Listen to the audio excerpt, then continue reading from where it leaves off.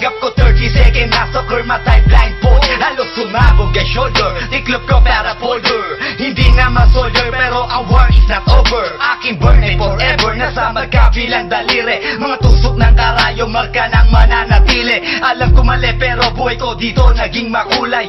Bala ang alay para sa aming mga kaaway. Ang mawali sa amin na mahal, ako'y nakahanda na. May tempo ang kalaban ng edad, ihihito na. Pero teka muna, ito ba'y katotohanan? Mabigat na katanungan, ano bang pinaglalaban? Na dahil ba sa buhay mo'y sa sakripisyo? Kahit alam mo nga hastong nga kulungan ng nicho. Ang peligro at bata sa buhay namin ay likas. Bawat luwang papasak, bala ang katumba. Gusto mo ba na sumama sa aming mundo na madrama? Na may halong lungkot at saya at may kababala ang pagtubos sa sala ng iba. Ang kaligtasan sa isa't isa inasa. Yan ang buhay ng gangsta. Yan ang buhay ng gangsta. Buhay ng gangsta.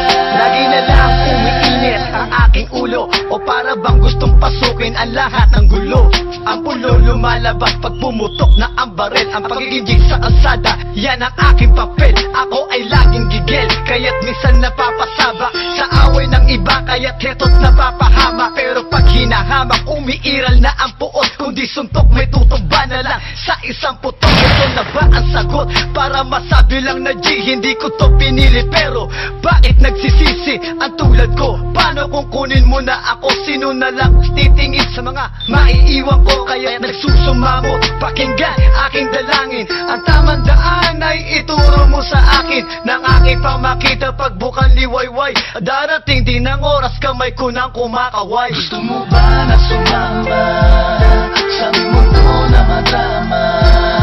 Na may halong lungkot at saya at may kababala ang pagtubos sa sala ng iba. Ang kaligtasan sa isa't isa inasa.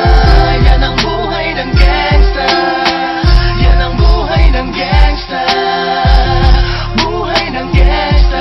Mula noong 1998, buhay ko dito na ginugol. 12 anyos ang naro sa mga lesbo magpahabol. Naging kakaiba ang pananaw sa kaidaran. Pinangarap na lahat ng gang ay mapang-ibabawan. Habang di na alintana ang mga tao'y lumipas. Tumandang walang tinapos, tila nagsayang ng oras. May mga tropang nangulungan at ibang di na lumutang. May mga nagbuwis ng buhay at naging pambayad utang. Ngunit tinuloy ko pa rin ang laban hanggang makilala ang pangalang OG Sacred. Parang mayor ng Manila, hinawakan ng korkwera, permanent sa tubo. Tunay na ninong ng Velasquez at Rojas sa tundo. Na ipagsabayan sa mga hamon, humantong man sa patayan. At walang tigil na putukan ng gante pag nalagasan. Ngunit isang katanungan ang naglalaro sa isip ko. Ito ba ang buhay na dapat manahin ng panganay Gusto mo ko? ba na sumama sa aming mundo na madrama?